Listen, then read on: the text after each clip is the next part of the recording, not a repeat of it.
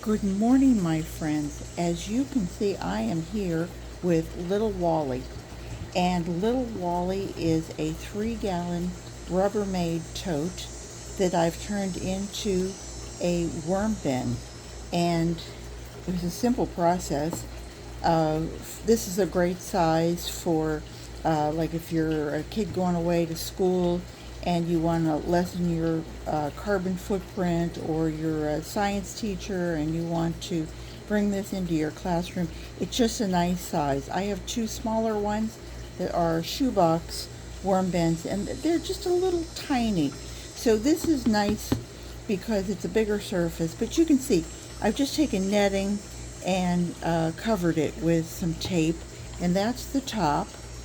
And then my bottom, you can see that it's already been well used, but I've done holes, 1, 2, 3, 4 holes. They're a little bit bigger, and I'm going to do this starting out. It's a little deeper than the shoebox, so I want to add some dry bedding here so that as things go down, they can be absorbed and the worms can play back and forth.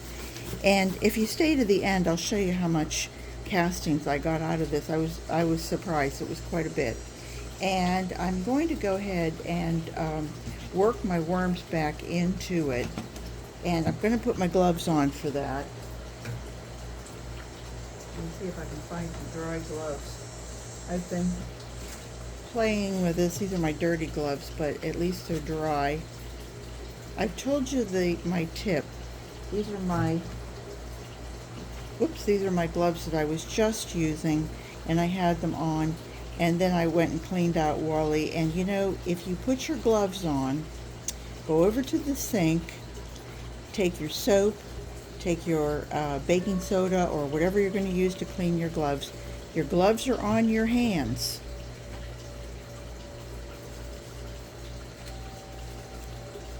Soap, soap, soap, rub, rub, rub, a little bit of baking soda, rub, rub, rub. You will get cleaner gloves, and now I can put these in the washer, and I don't have all of that dirt going in my washer. So, okay, so now we put the dry in here first. It's dry, too dry. But we're going to add, whoops, look what I found, a cocoon. I'm just going to add that. Well, I can add it back into it. And I'm just going to take these worms. It's not going to really show you much because they're just everywhere. I've just recently done this, so they really haven't had a chance to congregate. But they're moving around. They're happy little things. Don't crawl up my glove, bud. There you go. We're going to put those on top of the dry. There we go. Just a couple more. Well, he looks like an adult. Look at his clitellum. Come here, pretty. Oops, guess not. But I found quite a bit. You know, I just did Dick and Jane. There's a nice little grouping. It's been months since I've done this. So, you know, they kind of have the rights to be dying off, really, because I haven't really been in here to feed them. If I fed them, I just kind of like threw some food in at them like they were lions. They were going to grab me. And a little bit of water. I gave them a squirt of molasses water every once in a while. Let me just show you that. I have just a container squeeze bottle, and I have water in here with a little bit of molasses in it, and that just, it adds a little bit of sugar to whatever they're eating, and it feeds the bacteria, actually, and then the worms eat the bacteria. So let me just, hang on. Sorry, I'm going to make that too loud for you. And I'll go back and check this. This is my big tub that I've been trying to coax the worms out of their castings. tap that. Tap gently. Don't hurt your worms. Just a couple more. Come on, guys. Be joiners. Join the crowd. There we go. I think that takes care of that one. And I'm just going to put that in just a little bit. Spread around just a little bit. Okay. Now they have a dry layer and a moist layer. But I want to show you something. What did I just do with it? Okay. You know, in Dick and Jane, I added toilet rolls. And, boy, that would be quite a wide toilet paper, wouldn't it? Anyway, these were, you know, when you put in the toilet rolls, once it starts to get heavy and once it absorbs the liquid, it flattens out. And I did it so that I could get some oxygen in there and so that it might stay. Now these are wrapping paper rolls, and I don't remember exactly what it was, but they're really, I mean, I'm squeezing relatively hard. I'm squeezing about as hard as is comfortable for me, and you can see that it's not breaking down. So I want to add this in so that they have air in there and that they have a place to go when they want, so that they can start taking their castings in and out. They can have their babies in and out. They can do whatever they do. Now, when I was cleaning out the castings, anything that I found that was like my moringa stems and what have you, I was just pulling them out and putting them here on top of the fruit, which actually isn't fruit today. Oh, it is. I'm sorry. Did I give it any? I see lots of casting of cocoons. And I wanted to add something in. This is something I never do, and now that I'm doing my 1,000-pound challenge, I thought, this is a grape stem. They never break down for me. So saying that they never break down, I'm going to put it right here, dead center.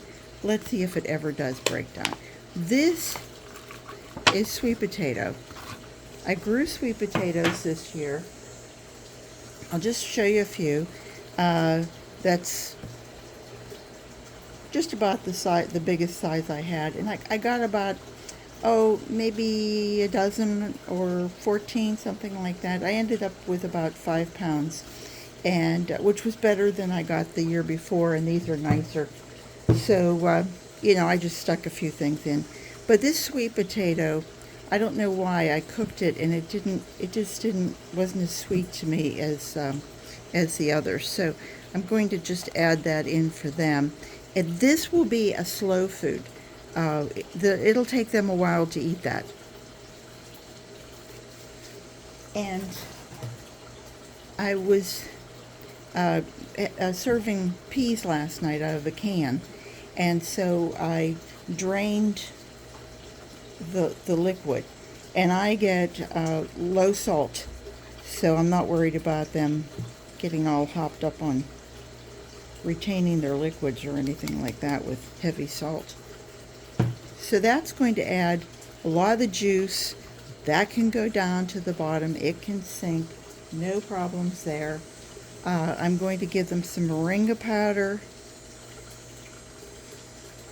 so they get good protein, get extra vitamins, and who knows, maybe it'll make them the Einstein worms, because it's supposed to be good for antioxidants and brain power in us. So let's see, what else do I have? I also picked up some leaves, from outside, and I'm just, not many, they're my Drake elm leaves, and I'm just going to, a few little branches, just going to put that on top. I'm going to add some coffee grounds.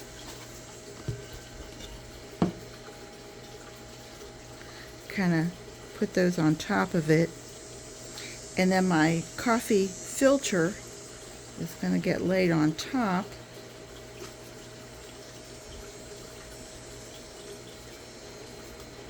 Oh, wait, always forget something. This is eggshell And it's been pulverized in my NutriBullet. I was happened to have some little bit of cornmeal in that a little spoonful, and it got added in there. So that's what you're seeing if you can see the little yellow. But this acts as grit. And my friend Paul over at Millionaire Paul asked, and he keeps worms. He said, "What are you talking about, grit?" And I thought, I say this every time, but sometimes it takes 100 times of hearing it to go, oh, grit. And because the worms don't have a stomach, because they have a crop, they have a like a bird, and they need something to rub against something else so that it breaks down their food, so that it does go through, and it does come out as great poop, So Paul, that one's for you. And I'm going to add just a little squirt of the molasses water. It doesn't take much. It's like maybe a quarter of a teaspoon in that. And so we've given it everything. We've given it our grit. And oh, I know. And now I want to add just a little bit more bedding. Only this bedding I did soak with rainwater. And this is a combination of cardboard and some newspaper that, paper like envelopes and all that sort of thing, white paper. And I'm going to add that on top just to give them a real, the whole Megillah. So that we start little Wally off right. I am going away at the end of the month, and I need to get all my beds prepped. And so, that is going to be the end of it. But I want to show you something. Hang on, hold on. Don't run. Okay, whoops. Little Wally, upside down.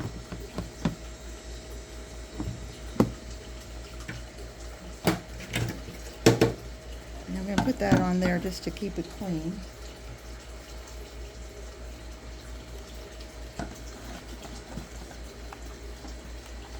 Oops, wait a minute, I can't do that. There we go.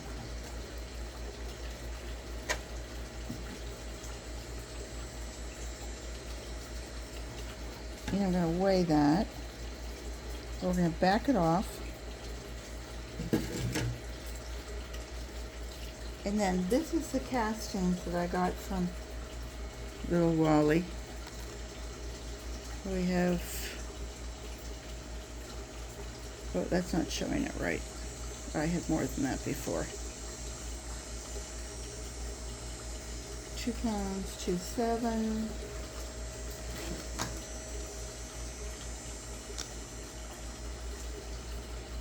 So right about 4.5 pounds, and that was terrific. I actually, when I weighed them before, I think I'm weighing it on something and it's not weighing it quite right, but I actually got 5 pounds of castings, and so I thought that was pretty good. Even at 4.5, I was pleased, and it's a nice amount to come out of here without much effort. Actually, it just was great. So anyway, from little Wally and me, I hope that you guys will check this out and think about it. If you looked at the shoebox, Dick and Jane, and you said, geez, those are really small, and she's only getting, 2+ pounds every 6 months. I need more worm castings than that. Well, then be sure to try this, and it's so simple. I mean, so simple, and you can really get a nice amount. I think this is October. I think I did it maybe about June. I think I got quite a bit of castings out of this little guy. So anyway, take care, everybody. Hope to see you back real soon. Bye bye.